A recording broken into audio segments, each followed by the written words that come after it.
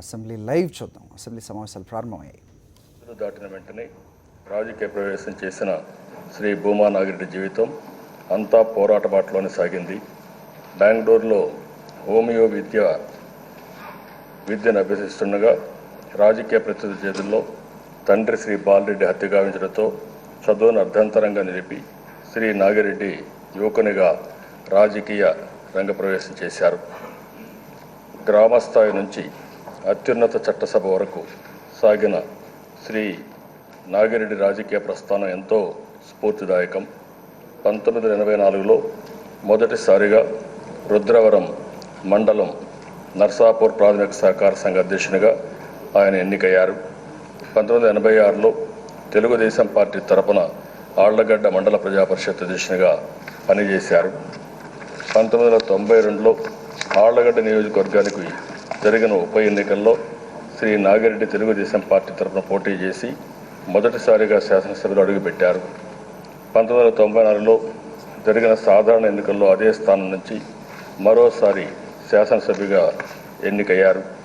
1996 parliament ఎన్నికల తర్వాత నంద్యాల లోక్సభ నియోజకవర్గానికి జరిగిన ఉప ఎన్నికల్లో భూమా నాగిరెడ్డి విజయం సాధించి పార్లమెంట్కి వెళ్లారు. ఆ తర్వాత 1998, 99లో వరుసగా జరిగిన ఎన్నికల్లోనూ లోక్సభ సభ్యునిగా గెలుపొంది హ్యాట్రిక్ ఎంపీగా నిలిచారు. 2014లో నంద్యాల నుంచి ఎమ్మెల్యే గెలుపొందారు. శాసనసభ ప్రజాపద్దుల కమిటీ అధ్యక్షునిగా కొత్తగా పనిచేశారు. కర్నూలు జిల్లా రాజకీయాల్లో శ్రీ భూమా నాగిరెడ్డి ప్రత్యేకమైన ముద్ర వేశారు. ముఖ్యంగా ముఠా కక్షలకు వ్యతిరేకంగా కోవెలగుంట్ల నియోజకవర్గంలో శ్రీ నాగిరెడ్డి జరిపిన శాంతి యాత్రలు కర్నూలు జిల్లా రాజకీయాల్లో ఒక మేలు మలుపుగా నిలిచాయి. చట్టసభల్లోనూ ఆయన ఎంతో చురుగ్గా వ్యవహరించేవారు. రైతుల పంట నష్టపరిహారం అందించడంలో వారి కృషిని రైతాంగం ఎప్పటికీ గుర్తు చేసుకుంటుంది. నంద్యాల చక్కెర కర్మాగారం విషయంలో శ్రీ నాగిరెడ్డి చేసిన సేవలను రైతులు ఎప్పటికీ మర్చిపోలేరు. విత్తన జొన్న రైతుల సమస్యల పరిష్కారానికి శ్రీ నాగిరెడ్డి ఎంతో శ్రమించారు. తెలుగు గంగా, కేసీ కెనాల్ ఆయకట్టు రైతుల బాగు కోసం శ్రీ భూమా నాగిరెడ్డి ఎంతగానో పరితపించారు. శ్రీ నాగిరెడ్డి మరణం రాయలసీమ ప్రాంతానికి, ముఖ్యంగా కర్నూలు జిల్లాకు తీరని లోటు. ఆయన స్మృతికి ఈ శాసనసభ నివాళులర్పిస్తుంది. ఆయన ఆత్మకు శాంతి చేకూరాలని ప్రార్థిస్తుంది. శ్రీ నాగిరెడ్డి కుమార్తె శ్రీ అఖిల ప్రియ ఇదే సభలో చట్ట సభ్యురాలుగా ఉన్నారు. 3 ఏళ్ల వ్యవధిలో తల్లిని తండ్రిని కోల్పోయిన శాసనసభ్యురాలు శ్రీమతి అఖిల ప్రియకు, ఆమె కుటుంబానికి ఈ కష్ట సమయంలో గుండె ధైర్యాన్ని ఇవ్వాలని ప్రార్థిస్తూ ఆంధ్రప్రదేశ్ శాసనసభ వారి కుటుంబ సభ్యులకు ప్రగాఢ సానుభూతి తెలియజేస్తుంది. అధ్యక్ష, ఒక బాధ, ఒక ఆవేదన ఇప్పటికి కూడా జీర్ణించుకోలేకపోతున్నాను. 24 గంటల ముందు ఇంటికి వచ్చారు. ఇంటికి వస్తే నేను ఆయనతో మాట్లాడాను. అంత మునిపే నాకు ఒక ఫోన్ కూడా చేసి మీకు చెప్పడం మిస్ అయ్యాను, హాస్పిటల్లో ఉన్నాను, నేను ఎక్కడో భోంచేశాను, అది ఫుడ్ పాయిజన్ అయింది, దానివల్ల నేను హాస్పిటల్లో చేరాను.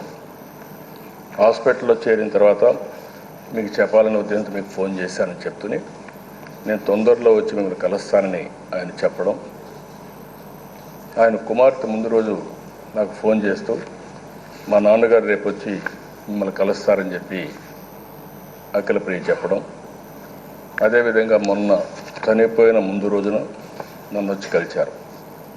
ఎగ్జాక్ట్గా 24 గంటల్లో నాకు ఒక ఫోన్ వస్తే అఖిల ప్రియ లోకేష్కి ఫోన్ చేసి చెప్పడం, జనరల్ సెక్రటరీగా ఆయన నాకు ఫోన్ చేసి నాగిరెడ్డి గారికి సీరియస్గా ఉందంట, ఇమ్మీడియట్గా మనం అన్ని ఏర్పాట్లు చేయాలంటే నేను మా పేషీకి ఇమ్మీడియట్గా చెప్పి ఏమేం చేయాలో అన్నీ చేయమన్నాను. కామినేని శ్రీనివాస్ హెల్త్ మినిస్టర్ని అలర్ట్ చేశాను, ప్రిన్సిపల్ సెక్రటరీస్ని అలర్ట్ చేశాను. ఏ విధంగా అయినా సరే, ఎందుకంటే ఆయన ఆళ్లగడ్డలో ఉన్నాడు, ఆళ్లగడ్డలో అప్పుడే హాస్పిటల్కి తీసుకెళ్లారు. అక్కడి నుంచి మెరుగైన ఆరోగ్యం కావాలంటే పక్కన నంద్యాల తీసుకుపోయే పరిస్థితి ఉంది. నంద్యాలలో కూడా మనం అనుకున్నట్టు సూపర్ స్పెషాలిటీస్ కానీ అదే మరి ఎక్స్పర్ట్స్ ఉండే పరిస్థితి లేదు. అవసరమైతే హెలికాప్టర్లో ఇమ్మీడియట్గా షిఫ్ట్ చేయాలి, డాక్టర్స్ని పంపించాలి. అన్ని ప్రయత్నాలు అయితే నేను ఒక 2 గంటలు ఆ పని మీద కూర్చొని అన్ని ప్రయత్నాలు చేశాం. కానీ దురదృష్టం అధ్యక్ష కాపాడుకోలేకపోయాం. విధి ఎంత బలీయమైనదో ఇది ఒక ఉదాహరణ మాత్రం. 24 గంటల ముందు చాలా చురుగ్గా నవ్వుతూ వచ్చి నన్ను కలిసి నేను అన్ని విధాలు ఆయన అడిగిన కూడా అధ్యక్ష లాస్ట్ మూమెంట్ ఆయన అడిగిన ఒక రాజకీయ నాయకుడు జీవితంలో కొన్ని మర్చిపోలేము. అలాంటిది ఆయన అడిగింది కూడా నంద్యాల బాగా వెనకబడింది, రోడ్లు బాగా లేవు, ఇండ్లు లేవు, ఈ 2 మీరు చేయాల్సిన అవసరం ఉందంటే నువ్వు దాని గురించి వరీ కావద్దు, నేను అన్నీ చేసి పెడతాను, మీరు వెళ్ళమని చెప్పి నేను చెప్పాను అధ్యక్ష. అదే కడపటి ఆయన చూడడం, తర్వాత నిన్న ఆయన డెడ్ బాడీని చూసే పరిస్థితి వచ్చిందంటే చాలా బాధేస్తుంది. రెండో విషయం అధ్యక్ష, భూమా నాగిరెడ్డి గారు ఒక మాటలో చెప్పాలంటే అధ్యక్ష 53 సంవత్సరాలు ఉజ్వల భవిష్యత్తు ఉండే నాయకుడు, రాష్ట్రానికి ఇంకా ఎక్కువ సేవలు చేయాల్సిన అవసరం ఉండే నాయకుడు. అలాంటి వ్యక్తి 53 సంవత్సరాలు చనిపోవడం చాలా బాధ కలుగుతుంది. అంతేకాకుండా దిశ నాకైతే ఒక విధంగా చెప్పాలంటే చాలా దగ్గర సంబంధం. నేను జనరల్ సెక్రటరీ అయిన తర్వాత ఆయన చూస్తే మొట్టమొదటిసారిగా ఆయన రాజకీయ ప్రవేశం కూడా 84లో చేయడం. అప్పటికి నేను జనరల్ సెక్రటరీగా ఉన్నాను. అక్కడి నుంచి సొసైటీ అధ్యక్షుడిగా ఉండడం. వాళ్ళ బ్రదరు వీరశేఖర్ రెడ్డి గారు అప్పటికే పార్టీలో యాక్టివ్గా ఉండడం. అదే మాదిరిగా శోభానాగిరెడ్డి గారి తండ్రి 82 ఎన్నికల్లో తెలుగుదేశం పార్టీలో పోటీ చేయడం. ఆ రోజు జరిగినటువంటి సంక్షోభంలో ఆయన వేరే పార్టీకి పోయినా ఈ కుటుంబం తెలుగుదేశం పార్టీని నమ్ముకోవడం. నేను జనరల్ సెక్రటరీగా ఉన్నప్పుడు మొట్టమొదటిసారిగా ఆయన మండల ప్రజాపరిషత్ అవడం.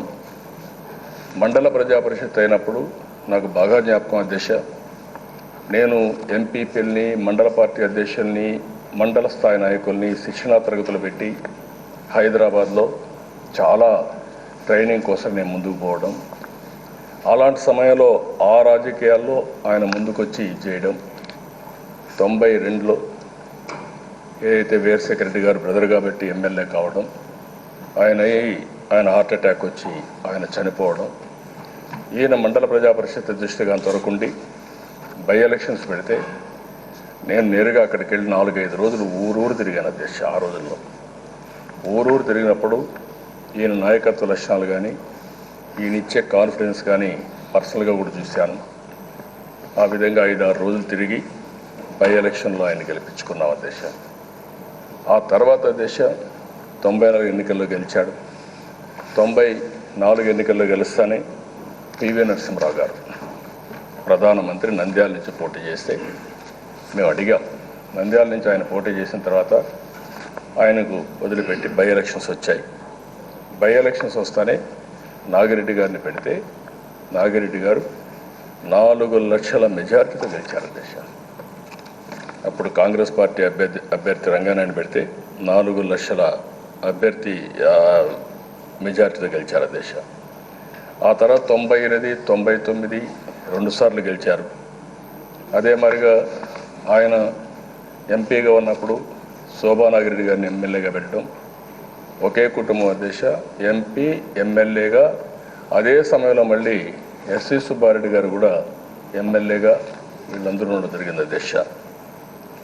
ఇవన్నీ ఓసారి చాలా బాధ కలుగుతున్న దేశ. ఆ విధంగా మీరు చూసినప్పుడు అందరినీ కలుపుకుంటూ ఎక్కడన్నా వస్తే నవ్వుతూ పలకరించేవాడు.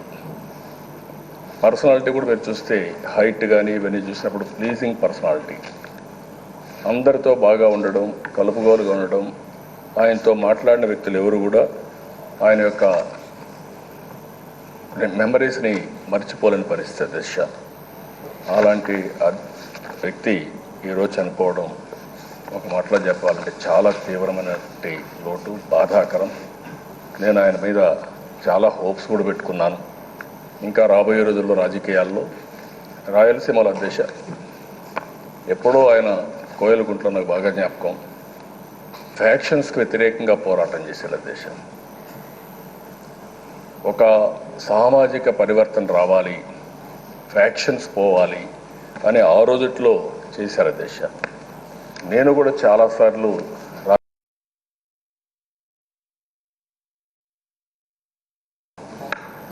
రోజు నీళ్ళు ఇస్తే రాయలసీమ ఒక హార్టికల్చర్ హబ్గా తయారవుతుంది, కోస్ట్ల కంటే ఇంకా బాగా అభివృద్ధి అవుతుంది. అనేక కారణాల వల్ల అక్కడుండే వెనుకబడిన తనం కానీ ఇటు వల్ల ఫ్యాక్షన్స్ పెరగడం, ఆ ముఠాలు చాలా భయంకరంగా తయారు చేయడం, చాలా కుటుంబాలు పోగొట్టుకునే పరిస్థితి వచ్చారు దేశం.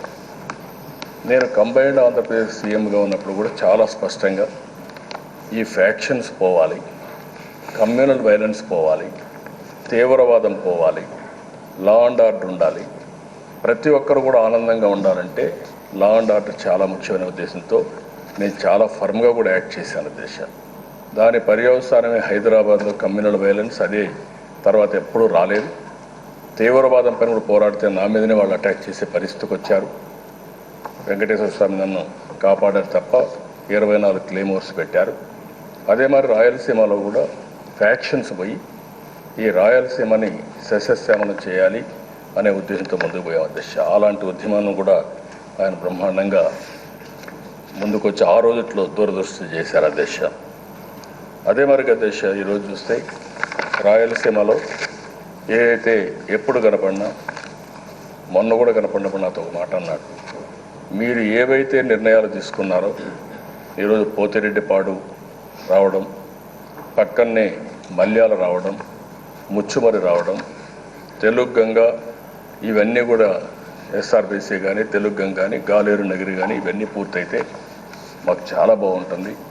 ఈ సంవత్సరం ఎప్పుడు ప్రతి ఒక్క సంవత్సరం మేము నీటి కోసం పోరాడాం. మొన్న కూడా కృష్ణమూర్తి గారు అంటున్నారు అధ్యక్ష, మా జీవితంలో శ్రీశైలం నీళ్లు చూడలేదు. నిన్న కూడా పోయినప్పుడు నేను చూశాను అధ్యక్ష, ఆ దారిలో పోతా ఉంటే చెరువుల్లో నీళ్లు ఉన్నాయి, రిజర్వాయర్లు నీళ్లు ఉన్నాయి, మార్చిలో పచ్చగా కనపడితే అలాంటి ఒక అభివృద్ధి జరిగే సమయంలో ఇలాంటి సంఘటన జరగడం చాలా బాధేస్తుంది అధ్యక్ష. ఆ అభివృద్ధి చూసినప్పుడంతా చాలా ఆనందపడ్డారు. ఎన్నోసార్లు నాతో కూడా అన్నాడు, ఇంకా రాయలసీమలో మాకు ఏ సమస్య ఉండదు, బ్రహ్మాండంగా అభివృద్ధి అవుతుంది అనే పరిస్థితి నుంచి ఈరోజు జరగడం చాలా బాధేస్తుంది. ఏదేమైనా అధ్యక్ష, ఓసారి చరిత్ర, డెస్టినీని ఎవరూ కాదనలేము. అయితే మనం ఉన్నంత వరకు మనం చేసే పనులే శాశ్వతంగా చరిత్రలో ఉండిపోతాయి. 25 సంవత్సరాలు నాగిరెడ్డి గారి రాజకీయ జీవితం మనం చూస్తే అంచెలంచెలుగా ఎదగడమే కాకుండా ఒక సమర్థవంతమైన నాయకుడిగా ఒక ప్రగాఢ ముద్రని ఆయన వేయగలిగారు. ఆయన ఏ ఆశయాల కోసం, ఏ అభివృద్ధి కోసం పాటుపడ్డాడో ఆ అభివృద్ధిని కొనసాగించాల్సిన అవసరం ఉంది. అలాంటి ధైర్యాన్ని ఆ కుటుంబ సభ్యులకు ఇవ్వాలని భగవంతుని మనస్ఫూర్తిగా ప్రార్థిస్తూ, అఖిల ప్రియ అయితే ఇంట్లో ఆడబిడ్డైన పెద్దమ్మాయి, వీళ్ళ చెల్లికి మొన్నే పెళ్లి కూడా అయింది. తమ్ముడు ఇప్పుడు 12th క్లాస్ చేస్తున్నాడు. ఆ అమ్మాయి కూడా గుండె ధైర్యంతో ముందుకు పోయి ఏ భూమా నాగిరెడ్డి గారు దేనికోసమైతే పనిచేశారో ప్రజాహితం కోసం, అదే కోవలో ఆవిడ పనిచేయాలని, ఆవిడ పనిచేసే విధానంలో తెలుగుదేశం పార్టీ కుటుంబ పెద్దగా నేను ఒకటే ఆవిడకి హామీ ఇస్తున్నా. ఒక కన్న బిడ్డను చూసుకుంటే ఏ విధంగా నర్చర్ చేస్తారో ఆ విధంగా నర్చర్ చేసి మీ కుటుంబం అమ్మా నాన్నను పోగొట్టుకున్నారనే బాధ ఉంటుంది, అది ఎవరు తీసేయలేం. కానీ ఈ ప్రభుత్వం అన్ని విధాల అండగా ఉండి మిమ్మల్ని అన్ని విధాలా కాపాడుకుంటూ పైకి తీసుకొచ్చే బాధ్యత ఈ ప్రభుత్వం తీసుకుంటామని మరొక్కసారి హామీ ఇస్తూ, ఆయన గుర్తుండాల్సిన అవసరం ఉంది అధ్యక్ష. ఇలాంటి నాయకులు చనిపోయినప్పుడు వారు చేసిన త్యాగాలు కూడా మనకు గుర్తుండాలి, ఆ పేరు కూడా గుర్తుండాలి. ఈ కొండ నాయకులందరూ మాట్లాడిన తర్వాత వారిని గుర్తుపెట్టుకునే విధంగా ఏం చేస్తే బాగుంటుందో అవి కూడా అనౌన్స్ చేస్తామని చెప్పి తెలియజేసుకుంటూ మరొక్కసారి ఆ కుటుంబానికి భగవంతుడు నిండు మనసుతో ఆశీర్వదించి ధైర్యాన్ని ఇవ్వాల్సిందిగా మనస్ఫూర్తిగా కోరుకుంటూ భూమా నాగిరెడ్డి ఆత్మకు శాంతి కలగాలని భగవంతుని మనస్ఫూర్తిగా ప్రార్థిస్తున్నాను అధ్యక్ష.